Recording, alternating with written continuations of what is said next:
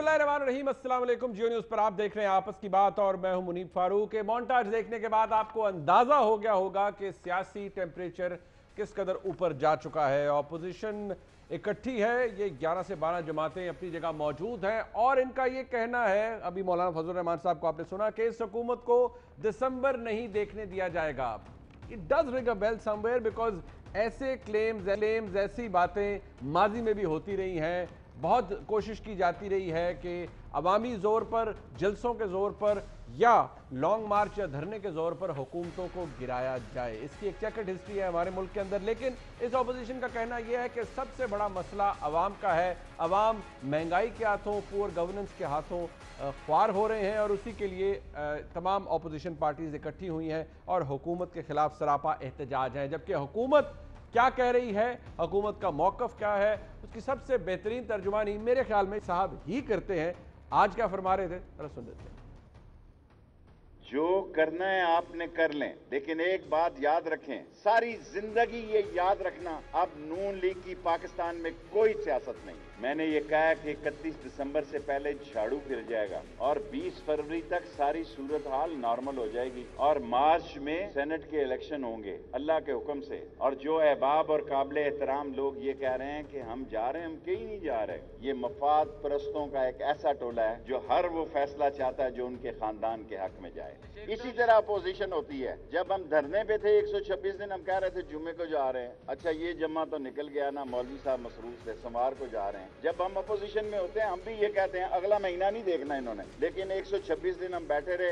Government टस से मस नहीं। मेरा दिल कह रहा है कि बिलावल जो है वो समझ से काम ले।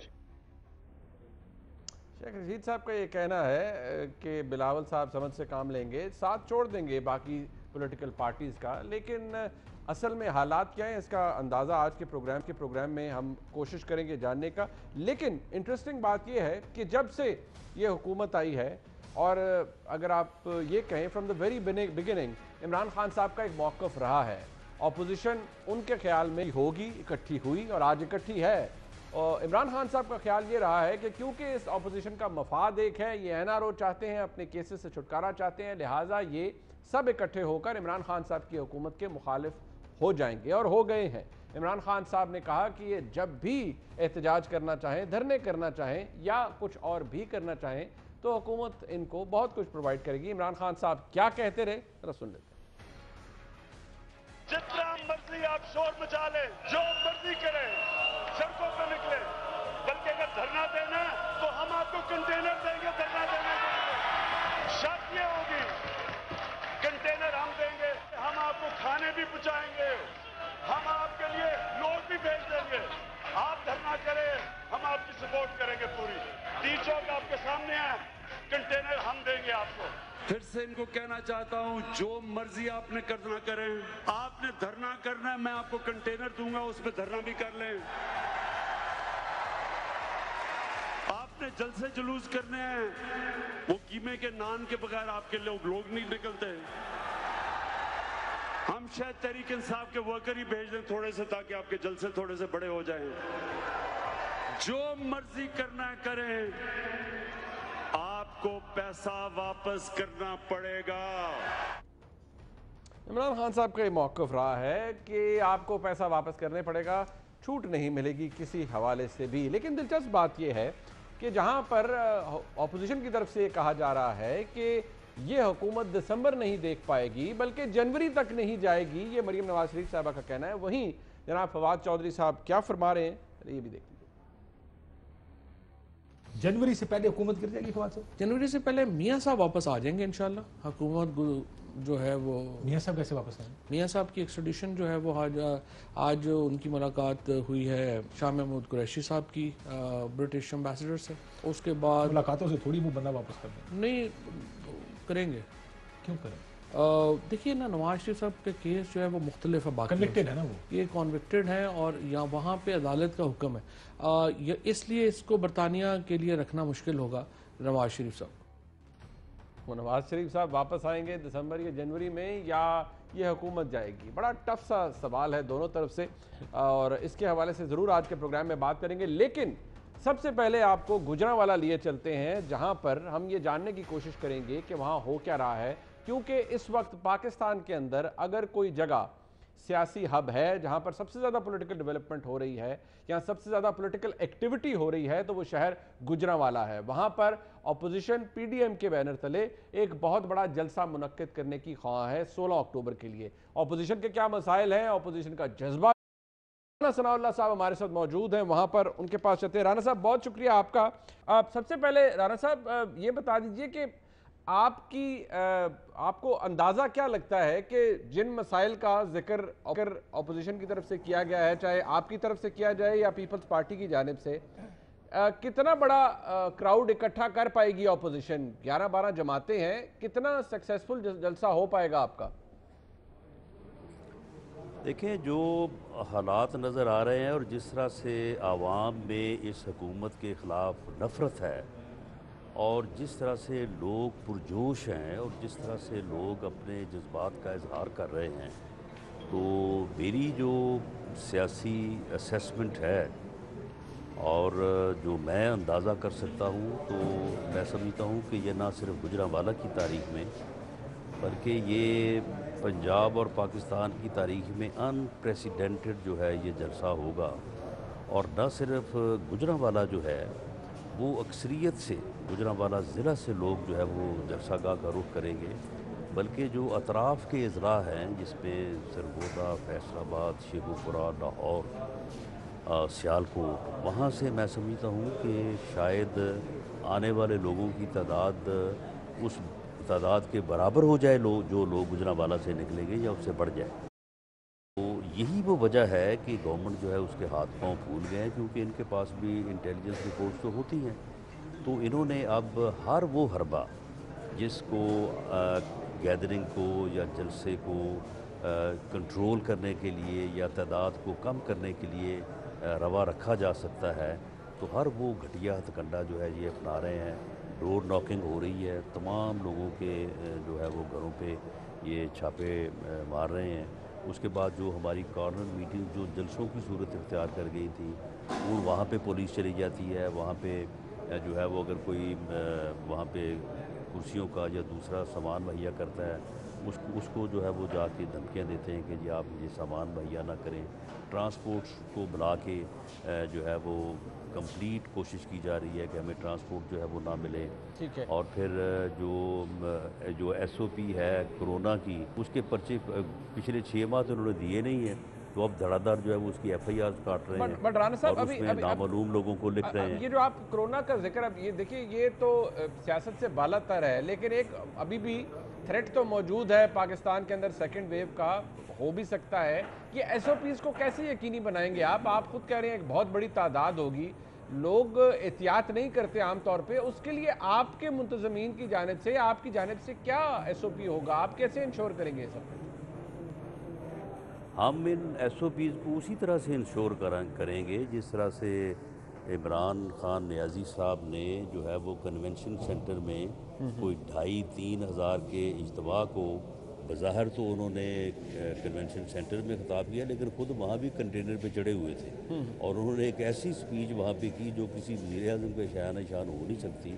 तो वहाँ पे अगर वो 2,500-3 हज़ार लोग वहाँ पे जिस तरह से बैठे थे और जिस तरह से कोरोना एसओपीज़ के ऊपर अमल हो रहा था, जिस तरह से लियाकत बाग में इन्होंने जलसा किया और उस जलसे में इनका ये ख्याल था कि 10,000 लोग आएंगे, वहाँ पे जितने भी आए, 10-100 आए या 200 आए, उनमें जिस तरह से उन्होंने एसओपीज़ का एहतमाम किया, हम इंशाअल्लाह ताला उससे ज़्यादा बेहतर तरीके से राना साहब, ये रुकावटें, ये कंटेनर, ये अगर लग गए, बहुत सी फुटेजेस भी अवेलेबल हैं, आपकी जानिब से भी, पीपल्स पार्टी की जानिब से शेयर की जा रही हैं कि जी जिस तरह आपने भी खुद भी जिक्र किया, कहीं छापा मारा जा रहा है, कहीं लोगों को मना किया जा रहा है, तो ये रुकावटें हटाएंगे आप कैसे? क्योंकि लोगों ने तो आना है और हुकूमत के तो खिलाफ है सब जो आएंगे, तो ये हटाएंगे कैसे?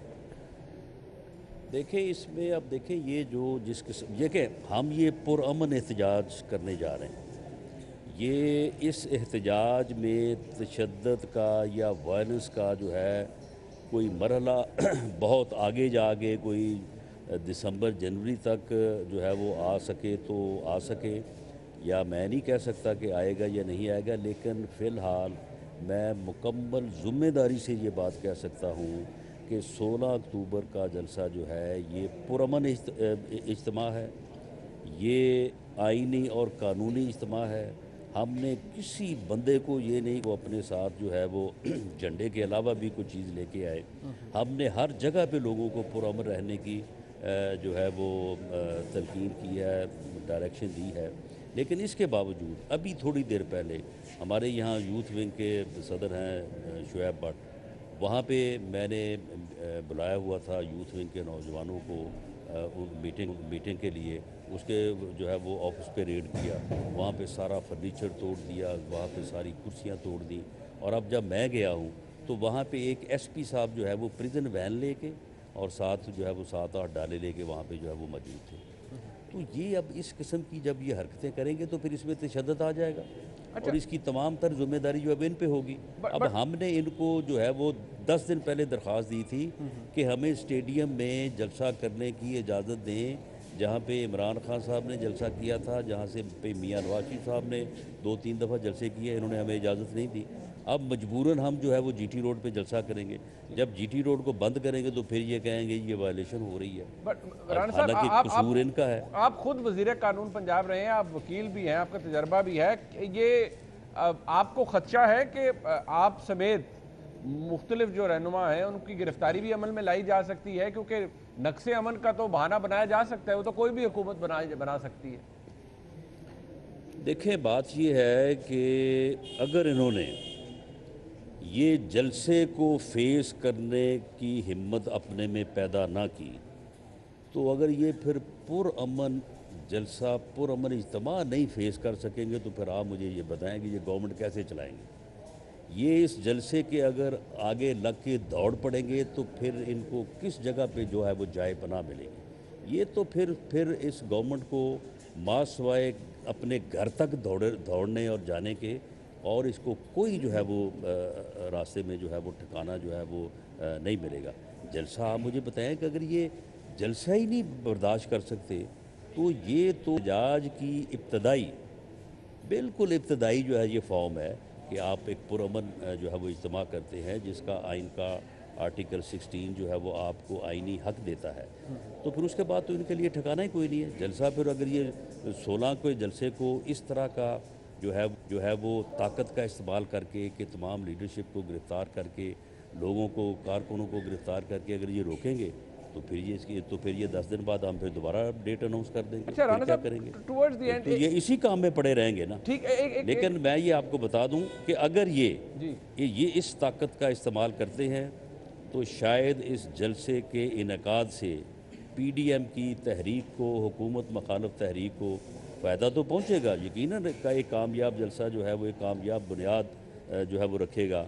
लेकिन अगर इन्होंने ताकत का इस्तेमाल करके इस जलसे को इस तरह से रोका तो शायद उसका जो है वो इनको डैमेज ज़्यादा हो और हमें उसका जो है वो ज़्यादा फ़ायदा पहुंचे। राना साहब, इसके ये ब्लंडर इन्होंने करना है तो ये कर लें। इसकी एक फ्लिप साइड भी है कि आपको इस बात का एहसास है कि अगर ये जलसा शुरू दिन से ही, ये तहरीक 16 अक्टूबर से किसी भी वजह से इतना जोर ना पकड़ सकी या कामयाब ना हो पाई तो हुकूमत को ज़्यादा मजबूत कर देंगे आप?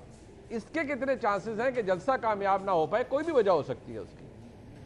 चलें, अच्छी बात है अगर तो जलसा ये ताकत का इस्तेमाल हमारे वर्कर्स को, हमारे लीडर्स को गिरफ़्तार करके, हमें गिरफ़्तार करके उसको ये रोकते हैं तो ये तो हमारी कामयाबी है। और अगर ये रुकावट नहीं डालते और फिर जलसा जो है वो कामयाब नहीं होता तो फिर यकीनन जो आप बात कह रहे हैं वो सही है। तो फिर इनको चाहिए ना कि ये हमें फ्री हैंड दें। इसे 2014 से लेके 18 तक हम फ्री हैंड देते रहे। इसे बाकायदा मेडिकल कवर देते हैं, रेस्क्यू कवर देते रहे हैं। जहाँ पे इसने कहा इसको जलसे के लिए जो है वो जगह देते रहे हैं। इसने कहा मैंने रायबंड जाके करना है, वो रायबंड जगह दे दी। इसने कहा जी मैंने मार रोड पे करना है, माल रोड पे नहीं इसको रोका। ये तो शहर बंद करता फिरता था। तो उसके बावजूद जो है वो गवर्नमेंट ने जो है वो हमेशा इस बात का ख्याल रखा कि पुरअमन इज्तिमा जो है उसका रास्ता ना रोका जाए। अब यानी इसे खुद वज़ीर-ए-आज़म हाउस में बैठ के इसकी क्या जो है वो इसकी पूरी जो है वो अकल समझ फिक्र हर चीज़ तब्दील हो गई है। भूल गया है कि 14 से लेकर 18 तक ये क्या करता रहा है और ये किस तरह से जो है वो थ्रेट अलर्ट भी तो जारी किया है है। हुकूमत ने कि देखिए दहशत गर्दी का भी खतरा है, हर एक चीज़ का खतरा है। वुज़रा कह रहे हैं कि कुछ भी हो सकता है। हमारे मुल्क की तारीख ऐसी है जहाँ पर बहुत सी अनप्रेसिडेंटेड अनएक्सपेक्टेड चीज़ें हुई हैं, तो थ्रेट अलर्ट भी हुकूमत ने जारी किया है। इस बात का अंदाज़ा है आपको कि खुदा न खास्ता को दहशत गर्दी भी नहीं तो नहीं, आप मुझे बताएं कि वो थ्रेट अलर्ट जो है वो 2017 में नहीं था, 16 में, 15 में, 14 में, 18 में नहीं था। उस वक्त तो दहशत गर्दी जो है वो आज के मुकाबले में, क्योंकि जो बतदरीज दहशत गर्दी को कंट्रोल करने का काम अल्लाह के फजल से मियाँ नवाज शरीफ की हुकूमत में और मियाँ शहबाज शरीफ साहब ने पंजाब में जो है वो जिसका आगाज़ किया, तो आज वो और ज़्यादा मजबूत हो गया है। CTD ने जो है और हमारी जो इंटेलिजेंस है उसने दहशत गर्दी को जड़ से उखाड़ फेंका है। तो उस वक्त तो ज़्यादा खतरा था, उस वक्त तो ये जो है वो कभी उन्होंने ये नहीं सोचा था। आज वज़ीर आज़म हाउस में पहुंचे हैं तो इन चीज़ों का ख्याल आ गया। राना साहब आखिरी सवाल, अगर आपके लोग आते हैं, आपके काफिले आते हैं पीपल्स पार्टी के, JUIFA के, अगर रोका जाता है हुकूमत की जानिब से, कंटेनर लगा के कोई भी बहाना बनाया जा सकता है कि दहशत गर्दी का खतरा है, कुछ भी हो सकता है, और जलसागाह तक नहीं पहुंचने दिया जाता, तो क्या रिएक्शन होगा उस वक्त आपका या दीगर पॉलिटिकल पार्टीज का? नहीं देखें, मेरा भी 2-4 साल का नहीं, मेरा भी 10 साल का एक्सपीरियंस है। बिल्कुल। अगर इन्होंने जलसा रोकना है तो फिर इनको ताकत का इस्तेमाल उस पैमाने पे करना पड़ेगा जिस पैमाने पे ताकत का इस्तेमाल जो है इन्हें रांदे दरगाह कर देगा, इन्हें ज़लील व रुस्वा कर देगा, न सिर्फ पूरी कौम के सामने बल्कि पूरी दुनिया के सामने। और अगर इन्होंने उस लेवल पे ये ना गए और लोगों को जब वो जलसागाह की तरफ जाने के लिए निकले इन्होंने रोकने की कोशिश की, तो उसका बहुत एडवर्स इम्पैक्ट होगा, रोका नहीं जा सकेगा। जब पब्लिक बाहर आ जाती है तो फिर ये रोकने वाला ऑप्शन अवेलेबल ही नहीं होता। मियाँ नवाज शरीफ साहब जब मॉडल टाउन से निकले थे लॉन्ग मार्च में, तो फिर कितने कंटेनर थे रास्ते में, मिट्टी भर भर के इन्होंने रखे हुए, तो फिर रोक लिया था। वो नहीं फिर रोक सकते। ठीक, बहुत शुक्रिया। ये मुमकिन ही नहीं होता। ठीक, बहुत शुक्रिया। अल्लाह साहब हमारे साथ मौजूद थे। अपोजिशन का मौक़िफ़ है वो इस वक्त गुजरांवाला में है। उनका ये कहना है कि हुकूमत रोक रही है और बहुत से हरबे इस्तेमाल किए जा रहे हैं, जबकि हुकूमत की जानिब से मौक़िफ़ क्या है और उसमें डेवलपमेंट क्या हो रही है, ब्रेक के बाद हम आपको बताएंगे। हमारे साथ रहिएगा।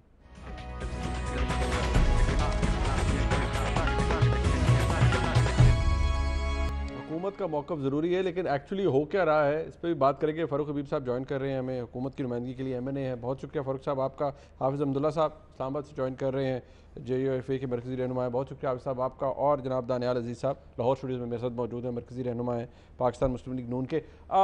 इससे पहले कि मैं दानियाल अजीज़ साहब के जो ओवरवेलमिंग एक रिस्पॉन्स है पूरी अपोजिशन की जानिब से, वो ये कि आपने कागजी तौर पर या बयानों की जोर पे तो दे दिया है कि जी इजाज़त ही इजाज़त है, लेकिन आपने इजाज़त दी कोई नहीं। आप अपनी इंतज़ामिया को इस्तेमाल कर रहे हैं कि वो ना लोगों को इकट्ठा होने दें, कॉर्नर मीटिंग्स पे छापे मरवाएं, लोगों को पकड़ें, प्रेस बंद करवाएं और बहुत सी ट्रांसपोर्टर्स को हरास करें। ये सब हुकूमत कर रही है और इसके हवाले से बहुत ज़्यादा एविडेंस भी दे रही है अपोजिशन कि जी ये भी देखें, ये भी कर रही है, ये बैनर उतार रहे हैं, ये सब कुछ कर रहे हैं। तो आप तो मुख्तलिफ, तुसी तो डिफरेंट गवर्नमेंट हो, तुसी क्यों कर रहे हो इस तरह से? देखें, मुझे तो जो है मैं तो जो रोना धोना ये बयान कर रहे हैं, मैं तो उसे जो है वो देखकर एंजॉय कर रहा हूँ। देखें, बात ये है कि अपोजिशन है, हम भी अपोजिशन में रहे हैं, हम जलसे जुलूस जो है वो करते रहे हैं। हमारे साथ जो होता रहा है वो शायद इन्होंने आपको बयान नहीं किया, जो ये हमारे साथ करते रहे हैं। कंटेनर्स लगा के रास्ते बंद करते थे, कारकुनों को घरों से गिरफ्तार करते थे, चादर और चार दीवारी का तकद्दुस पामाल करते थे। हमारे कारकुनों को जो है वो शहीद किया गया। कंटेनर्स लगा के रास्ते बंद करने का मतलब ये है कि एक सूबे का पूरे पाकिस्तान से ही राब्ता इन्होंने मुनक़ता कर दिया था। और आपने देखा था कि किस तरह अटक पुल के ऊपर जो है वो हज़ारों जो है आंसू गैस के शेल्स जो है वो बरसाए गए थे, किस तरीके से जो है वो एहतजाज को रोका जा सके। रबड़ की गोलियां इस्तेमाल की थी।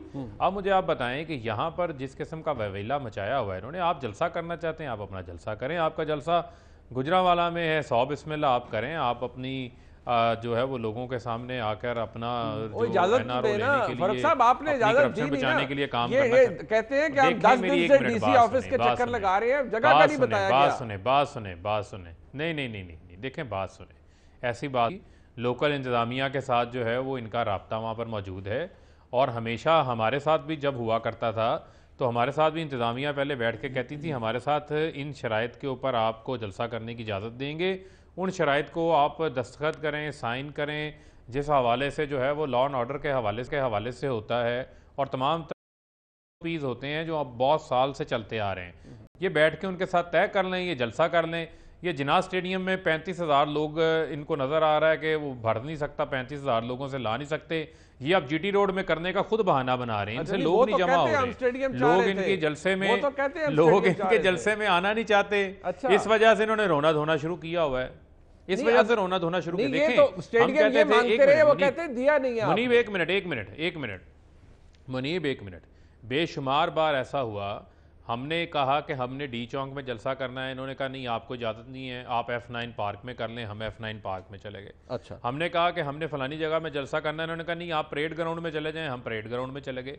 और भाई वहाँ मकसद तो ये है ना, आपने शो ऑफ पावर करनी है, ठीक है, वहाँ आपने आवाम को जो है जो आपकी राय है उसका आपने इजहार करना है, ना तो आपको नज़रबंद किया जा रहा है, ना आपको जो है वो बंदे सलासल किया जा रहा है, ना आपकी प्रेस कॉन्फ्रेंसें रोकी जा रही हैं। अच्छा, अब उसमें रोने धोने के अलावा ये अपना मजाक खुद बना रहे हैं। देखिए आप भी सियासत करते हैं ना, आप भी सियासत करते हैं, अगर ये स्टेडियम मांग रहे थे, अब ये जीटी रोड पे करेंगे, रोड ब्लॉक होगी, लोगों को इनकन्वीनियंस होगी, फिर आप ये कहेंगे कि देखिए जी इन्होंने लोगों का जीना दोभर कर दिया, बड़ी मुश्किल क्रिएट कर दिया, आप दे देते स्टेडियम, एक्सपोज हो जाते, नहीं भर सकते।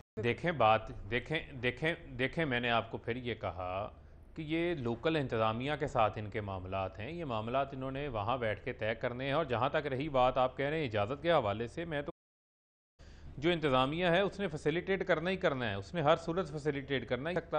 अब मामला ये है कि जो ये बात कह रहे हैं उस बात का ना को सार है ना को पाँव है, सिर्फ ये मीडिया के अंदर सुर्खियाँ बनाने के लिए एक ऐसी सूरत हाल क्रिएट कर रहे हैं जो जिसका मैं समझता हूँ कि ग्राउंड रियलिटी किसी किस्म का कोई ताल्लुक नहीं है। ठीक है फरूख साहब, मैं जो असल बात होनी चाहिए कि जलसे की वजह क्या है, नौबत क्यों वो नौबत पे भी आ जाते हैं, से जा रहे हैं। बिल्कुल फरूख साहब, मैं वो भी इनसे पूछता हूं किस वजह से जो है वो किस वजह से मिक्स अचार इकट्ठा हुआ है। आज तक तस्वीर भी चल रही है कि फजल रहमान साहब की, जरदारी साहब की, मरियम साहबा की, सब वो बिल्कुल आपका राइट है, बिल्कुल आपने जो भी आपने कहना है। लेकिन मैं जरा पूछ लेता हूँ, एक तो वजह के ऊपर बाद में आ जाते हैं, लेकिन दानियाल साहब वो राब्ता कर लेते जी इंतजामिया से, या राब्ता शायद रहा भी रहा है आपका डीसी गुजरांवाला से, जो लोकल इंतजामिया है, ले लेते स्टेडियम। वो कहते रही हमने तो कोई मसला नहीं ऐसा नहीं है, ना ही कोई SOP सामने रखे गए हैं। बेसिकली ये डिलेइंग टैक्टिक्स हैं ताकि इंतज़ाम ना हो सके, प्रॉपरली इसकी नशरियात के ज़रिए बताया ना जा सके। इसीलिए जैसे कि हमारे शकरगढ़ में 4-5 प्रेसेस हैं जहाँ पर ये फ्लैक्सें छपती हैं, वो 2 दिन के लिए जाके आज सील कर दी हैं सारी। जो माल पड़ा हुआ था वहाँ अंदर ही शटर डाउन करके ताले उनके ऊपर सरकारी मोहरें लगा दी गई। उसकी वैसे फर्क साहब फुटेज भी है, वो सील हुई हुई है प्रेसेस। तो इसके अलावा जो अड्डे हैं ट्रांसपोर्ट के, वहाँ जाके मुलाजमीन ने, गवर्नमेंट के मुलाजमीन और पुलिस के, उन्होंने सारी लिस्टें मंगवाई हैं अपनी गाड़ियों की रजिस्ट्रेशन की, और उनके कागजात रख लिए पास। उन्होंने कहा अगर कोई गाड़ी गई गुजरांवाला तो हम ये कागजात रख लेंगे अपने पास और आपके ऊपर FIR कर देंगे। बट आप लोग भी ये नहीं करते थे आपके दौर में? जितने थाने हैं इस वक्त तहरीरी तौर पर गवर्नमेंट की तरफ से तैनाती हो गई है बैरियर्स लगाने के ऊपर तमाम एंट्री एग्जिट पॉइंट्स पे ज़िले में। वो उसकी कॉपी भी हमारे पास है, मैंने शायद कोशिश भी की आपको पहुंच जाए वो। तो उसमें उन्होंने शिफ्टें लगाई हुई है दिन रात की, सारा कुछ, और बताया गया कि किस तरह से वो लॉ एंड ऑर्डर का उस पर लिखा हुआ है कि लॉ एंड ऑर्डर मेंटेन करना। बैरियर लिखा हुआ है, हां बैरियर, लेकिन ऊपर लिखा हुआ है लॉ एंड ऑर्डर मेंटेन करना। बैरियर किस लिए है?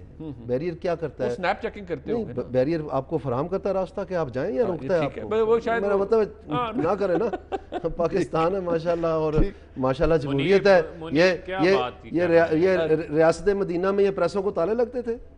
क्या बातें कर रहे हैं ये फरूख साहब? ताले तो ये नजर आ रहे हैं, ये सील हुए हुए, वो प्रेस छोटा सा वो शकरगढ़ तहसील है। मुनीब गुजारिश सुन लें। देखें बात ये है कि ये हमें क्या बता रहे हैं जी, कंटेनर लग रहे हैं जी, फलानी चीज़ लग रही है। भाई आपका एक जलसा है, जलसे का एक तयशुदा रूट होता है जो इंतज़ामिया के साथ बैठ के तय होता है। अब इंतज़ामिया आपको पूरे गुजरांवाला के अंदर या लाहौर से लेकर गुजरांवाला के हर पॉइंट पे तो आपको सिक्योरिटी नहीं दे सकती। हाँ, आप जो रूट तय होगा आपका और इंतज़ामिया का मिलकर वहां पर आपको सिक्योरिटी फराहम कर देंगे और एक तयशुदा रूट होता है जिससे एक मिनट मुनीब, एक मिनट ना, मुझे जरा एक्सप्लेन कर लेने देना, मुझे एक्सप्लेन कर लेने दें। एक तयशुदा रूट होता है जिसमें जो है वो लोग गुजर के, हमने भी ये हमारे साथ भी ये कुछ होता रहा है। हमारे तो बिल्कुल ये तमाम कंटेनर लगा के रास्ते ये ब्लॉक कर दिया करते थे, वो उसके पास मौजूद हैं। जहाँ तक रही ये बात कहने जी प्रेस सील हो गया, किसी जगह के ऊपर अगर कोई SOP की खिलाफ वर्जी हो रही है, कोविड के हवाले से हो रही है, कोई कार्रवाई हो गई होगी, अब इनकी फ्लैक्स नहीं छप रही है, तो मैं कह रहा हूँ ये सब मजाक वाली बात है। ये कह रहे हैं जी प्रेस सील कर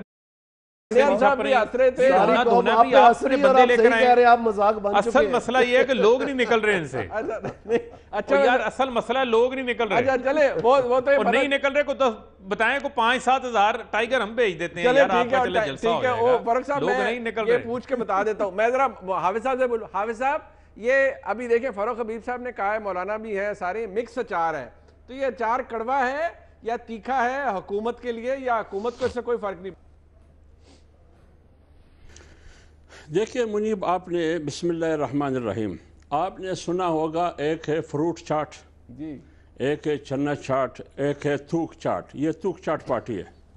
इसके बारे में मैं क्या कहूँ, आप बताइए इसके बारे में मैं क्या राय दे दूँ? यार मुनीब भाई, खामखा आप ऐसी बात को छेड़ते हैं, जी जी, हमें बोलने पे मजबूर करते हैं आप।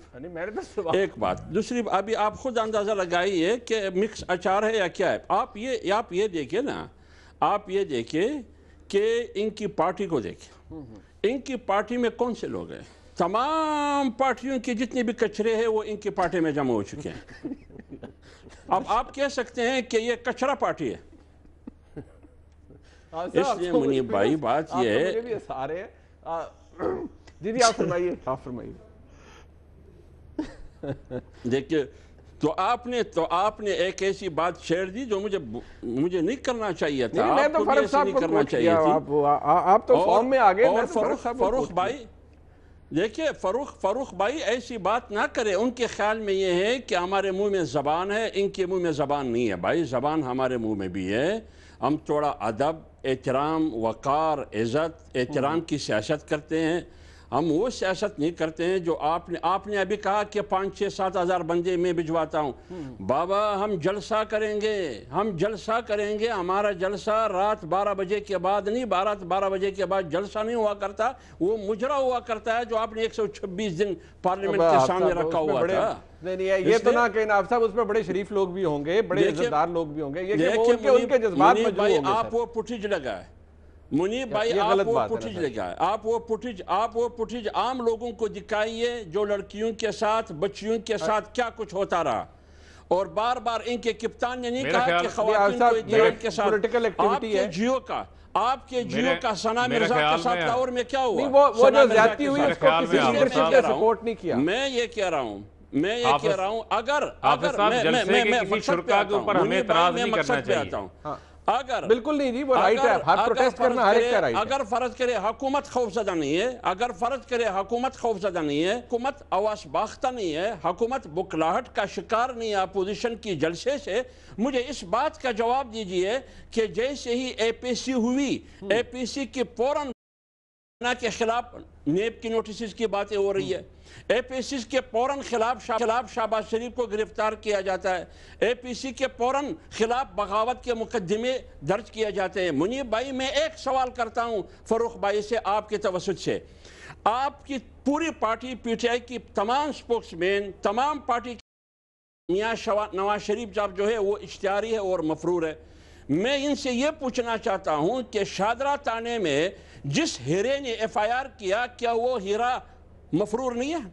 क्या वो हीरा इश्तिहारी नहीं था?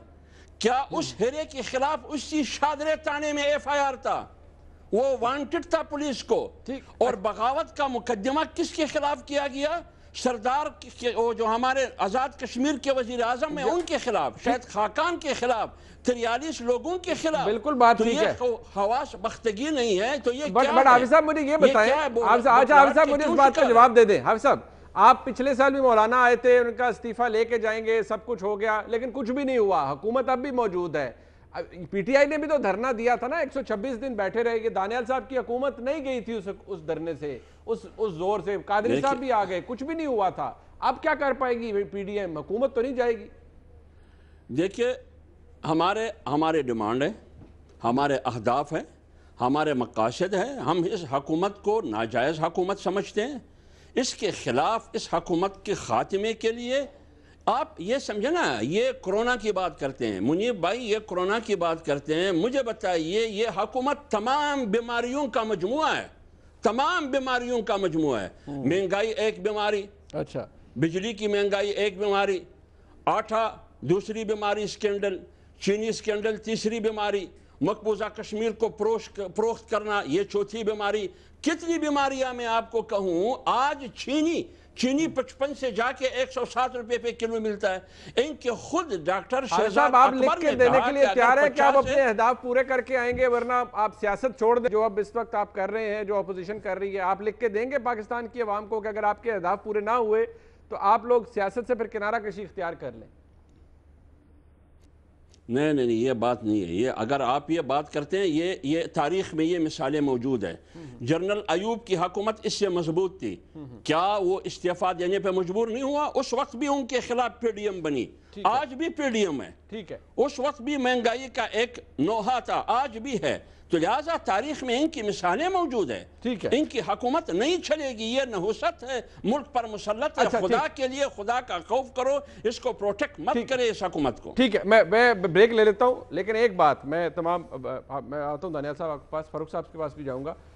शुरका के ऊपर एतराज नहीं होना चाहिए जी, हर एक का राइट है प्रोटेस्ट करना, हर पार्टी का अपना क्राउड है, लोग आते हैं, काबिल एहतराम है उस जमात के लिए भी, और वो सब पाकिस्तान के शहरी हैं, जिस तरह मर्जी आए, जिस तरह से भी एहतजाज करें, ये उनका हक है। हमें कमेंट नहीं करना चाहिए कि वो कौन थे, क्या कर रहे थे। एक ब्रेक ले लेते हैं जी, वापस आते हैं, फारूक साहब से पूछते हैं, दानियाल साहब से हमारे साथ रहिए।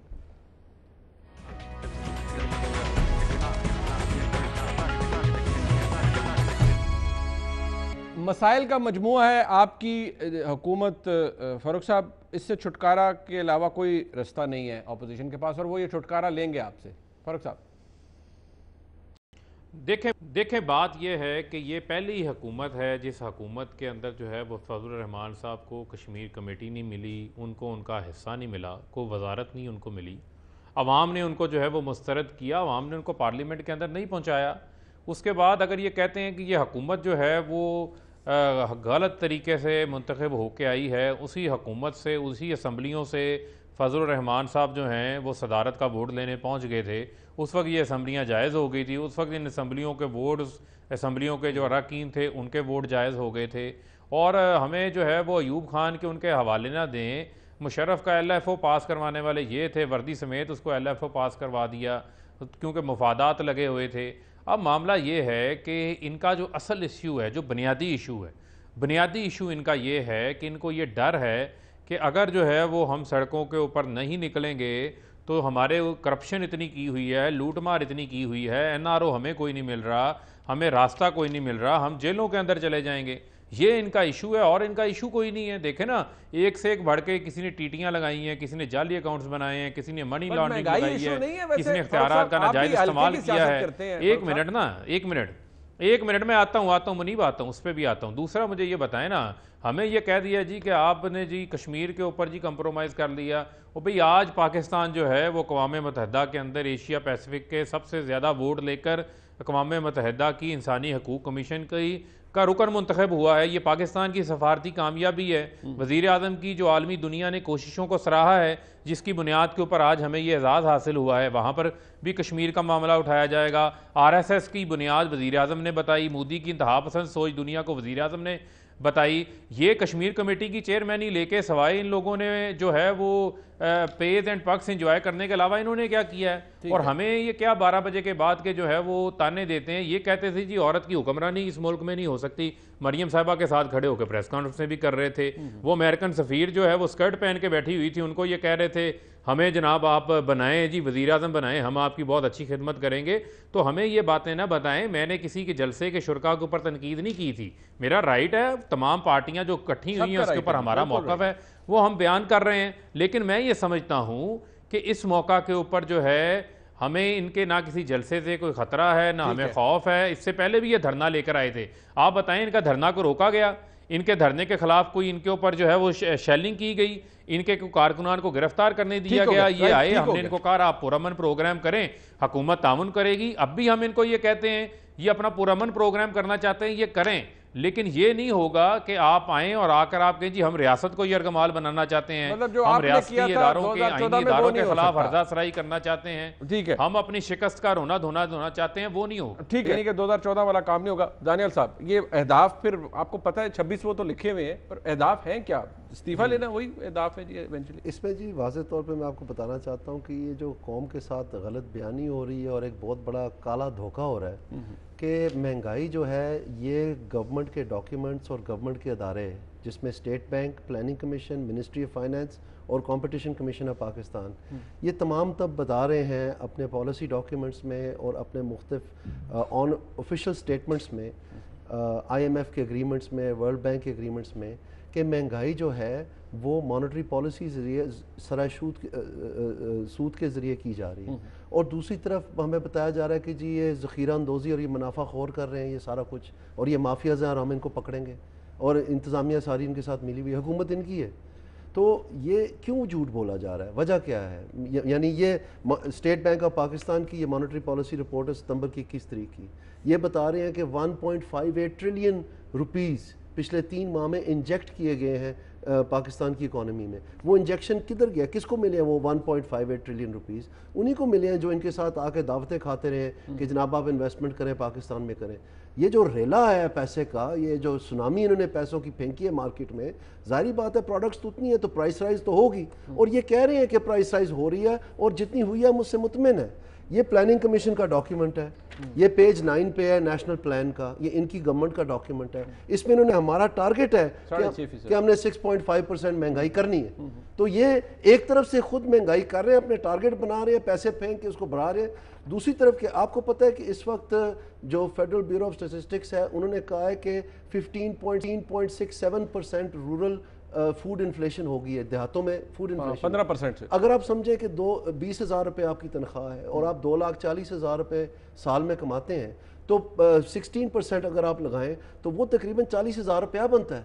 तो आजकल एक नई मोटरसाइकिल हो जो 70cc, वो 40,000 रुपए की आती है, चाइना वाली हाँ, तो वो आप ये समझें कि 40,000 रुपये आपने छीन लिया उससे। एक नई मोटरसाइकिल आपने गरीब आदमी से छीन ली है, और वो मोटरसाइकिल आपने जाके कोई बेच के पाकिस्तान को तकवीर नहीं दी, वो आपने जाके अमीर लोगों को पकड़ा दिया। ये हिडन टैक्स है कि इन्फ्लेशन, और इनको पता है कि ये करे, चूंकि वो उनके नाम नहीं बता सकते, चूंकि ये खुद कर रहे हैं सोची समझी स्कीम के तहत, और ये खुद मानते हैं कि आटा और चीनी का बहरान प्राइम मिनिस्टर ने माना है कि ये हमारा कसूर है। तो इस तबाही में ना सिर्फ कि आप उस बेचारे गरीब के 40,000 रुपये छीन रहे हैं उसकी जेब में से, ऊपर से आप कह रहे हैं कि आपकी उसी के ऊपर आपने जाके पर्चा करना है। बेचारा टमाटर बेच रहा है, कोई खीरे बेच रहा है, कोई फ्रूट बेच रहा है, कोई दूध बेच रहा है, कोई गोश्त बेच रहा है, उसको जाके ये बाजार में गिरफ्तार कर लेते हैं। और ये इनका कंपटीशन कमीशन का पॉलिसी नोट है जो 2019 के एंड में इनकी गवर्नमेंट को दिया उन्होंने, जिसमें उन्होंने कहा है कि ये जो the price control prevention and profiteering and hoarding act 1977, ये सारे गैर आईनी है और इनकी वजह से ब्लैक मार्केट्स बन रही है और शॉर्टेजेस हो रही हैं। कि ये 1977 में मैं आपको बताना चाहता हूँ, मई की 25 तारीख को ये कवानीन बने थे, जून की 7 तारीख को शायद भुट्टो की हुकूमत में मार्शल लॉ लग गई थी। तो ये आखिरी दिन थे उस कम्युनिस्ट एरा के जिसमें नेशनलाइजेशन की वजह से जो प्रोडक्शन थी वो स्लम्प में चले गई थी, क्योंकि ब्यूरोक्रेसी का काम नहीं है कारोबार चलाना। और उस वक्त राशन कार्ड थे चीनी के लिए, आटे के लिए, दालों के लिए, चीज़ों के लिए, बाकायदा मोहर लगती थी उसके ऊपर, तो आपको वो इतने किलो मिल जाती थी। तो उस वक्त चूंकि उन्होंने ये ताजर बरादरी को नेशनलाइजेशन कर दी थी इंडस्ट्रियलिस्ट की, इनका ख्याल था कि ये सारे मेरे खिलाफ जमा होकर साजिश करें, उनकी ठुकाई के लिए ये कवानीन बनाए गए। बट इवेंचुअली दानियाल साहब, ये जो सब आप एक गिवन अ रीजन, आपको लगता है कि लोग आपके साथ निकलेंगे, इस हुकूमत से छुटकारा ले पाएंगे आप जो तरीके है? भाई ये जो आप फुटेज दिखा रहे हैं, ये जो प्रेसें सील हो रहे हैं, ट्रांसपोर्टरों को रोका जा रहा है, नाकाबंदी के लिए जो है पुलिस की तैनातियां हो रही हैं, लोगों को जो है FIR के बाद FIR जहाँ कॉर्नर मीटिंग होती है ये सोटे लेके वहाँ पर पहुँच जाते हैं पुलिस। ये किस लिए हो रहा है? अगर ये कोई नहीं आ रहा तो फिर आराम से अपने बैठे अपना नॉर्मल हालात में चले। इनके हाथ पाँव फूल गए, आपको समझ नहीं आ रही? अच्छा, बट दानियाल साहब, ये इवेंचुअली जो अहदाफ हैं, हाफिज साहब ने भी जिक्र किया, मुझे सिर्फ ब्रीफली बता दीजिए, हदफ ये है कि इनका इस्तीफा लेना है, इमरान खान साहब ये इस्तीफा दे तो तहरीक खत्म हो जाएगी? देखें जी, हदफ में किसी किस्म की लगी लिपटी बात नहीं हुई है। मौलाना फजल रहमान साहब के बयानात से, बिलावल साहब के बयानात से और मियाँ नवाज शरीफ साहब के बयानात से जितनी देर तक चलते रहे, उन्होंने साफ साफ बताया मसला क्या है। कोई उन्होंने, आपने सुना है वो सारे? कोई वहम गुमान रह गया उसमें? ठीक। अच्छा आबिद साहब, अब आखिर में मुझे ये बता दीजिए कि आपने इस हुकूमत को वही करना है जो ये करने गए थे 2014 में, ये भी तो अपने उस धरने के जोर पर हुकूमत गिराने गए थे ना, ये कामयाब नहीं हो पाए थे। आपको क्यों लगता है कि आप कामयाब हो जाएंगे? देखिए मुनीब भाई, उस वक्त आपको याद है जब यह पार्टी धरने के लिए निकली तो अंदर पार्लियामेंट में 9 पार्टियां जमहूरियत की प्रोटेक्शन के लिए एक प्लेटफार्म पर थी। ठीक है। उस वक्त भी, आज भी ये पार्टी तन्हाई में है और 11 पार्टियां दूसरी तरफ है। ठीक। और ये 11 पार्टियां इस किस्म की पार्टियां नहीं है, इन्होंने तकरीबन 5 करोड़ से ज्यादा वोट लिए हैं। इनके लीडर ने कहा कि अगर 5000 बंदे निकले और मुझे कहे कि इस्तीफा दो, मैं इतना गैरतमंद हूं, मैं इस्तीफा दूंगा। 11 पार्टियां, 5 करोड़ वोट। ठीक है। अब आप 2014 का जो धरना था, हमारा धरना इस तरह नहीं होगा। हम पार्लियामेंट पे हमला नहीं करेंगे, हम पार्लियामेंट को दुबिघाट नहीं बनाएंगे, 18 ग्रेड के ऑफिसर का ज़दकोब नहीं करेंगे, सुप्रीम कोर्ट के दीवारों पे शलवारें नहीं लटकाएंगे, पीटीवी सेंटर पे हमला नहीं करेंगे, घुसेंगे नहीं। हम यह नहीं करेंगे कि आज का वजीर आजम इमरान खान ने आज के सदर को गुज़िश्ता कल कहा कि उन्होंने कहा कि हम तो अभी पीटीवी सेंटर में हमारे लोग घुस गए, अंदर गए, उन्होंने कहा वेल एंड गुड, आगे मुंह। हम ये सियासत नहीं करेंगे, हम अदब और एहतराम की सियासत करेंगे, ये तरीका हम नहीं करेंगे। ठीक है। जलसे करेंगे। आप जलसों से खौफजदा है, क्यों जलसों का रास्ता रोक रहे हैं? आप एक खातून से, मरियम नवाज से इतने खौफजदा है, पूरी रावेंट को तुमने महासरे में लिया है, क्यों लिया है तुमने? क्यों रास्ता रोक रहे हैं तुम? और ये मैं रास्ता दो उनको, तकरीर करेंगे और क्या ये करेंगे? मैं बता दूं, ये जो मर्जी तुमने मौलाना फजल रहमान साहब के इंटरव्यू पे पाबंदी लगाई है, तुम मियां नवाज शरीफ साहब के इंटरव्यू को टीवी पे नहीं दिखाते हैं, क्यों डरे हुए आप लोग? अच्छा, जमहूरियत है ना, कहाँ है? न सियासत आजाद है, न सहाफत आजाद है, न मईशत आजाद है, सारी चीजें आपने जंजीरों में जकड़े हुए हैं। ठीक है, ठीक है जाने साहब, मैं आपसे ये कहना चाहता हूँ कि ये जो होशियात कंडे इस्तेमाल कर रहे हैं, ये भी इनको पता होना चाहिए कि हम मंजे हुए पुराने सियासतदान लोग हैं। हमने हमारी फैमिलीज़ ने बचपन से ये तमाशे देखे हैं, मार्शल लॉ के दौर भी देखे हैं, सब कुछ देखा है। इनसे हम टलने वाले नहीं है, ना रुकने वाले हैं, और ये इन्हीं का नुकसान होना है, क्योंकि इसके बावजूद सारी कौम ने वहाँ पहुँच जाना है और फिर उन्होंने हाथ मलते रह जाना है कि हम फेल हो गए। ठीक ठीक। फरूख साहब एक सर रिस्पॉन्ड कर दे, 10 सेकंड है, वक्त खत्म हो गया, वैसे रिस्पॉन्ड कर दे। देखें बात ये है कि ये अब समझ लें कि ये सब लोग जो हैं वो जेल की तरफ गामजन हैं। अच्छा, इनको नजर आ रहा है कि इनकी चोरी अब नहीं बच सकती, अब जेल इनका मुस्तकबिल है, क्योंकि इस मुल्क में इंसाफ अब होके रहेगा। शाहिद खान बाहर आ गया, एहसन इकबाल बाहर आ गया, ख्वाजा साद रफीक बाहर आ गया, मुफ्ती इस्माइल बाहर आ गया, मरियम नवाज बाहर आ गया। जितने बाहर आए हैं वो देखे ना, वो सारों की बेलें हुई हैं, और हर बेल में कोर्ट ने लिखा है कि आपने झूठ बोल के पॉलिटिकल इंजीनियरिंग बाहर भी चले गए, मफरूर भी हो गए। चल ठीक है, मैं शुक्रिया अदा करूंगा जी फरूख हबीब साहब का, हाफिज अब्दुल्ला साहब का और दानियल अजीज साहब का। आज का प्रोग्राम आपने देखा, फीडबैक आपने देने जरूर दीजिएगा। देखने का बहुत शुक्रिया। खुदा हाफिज़।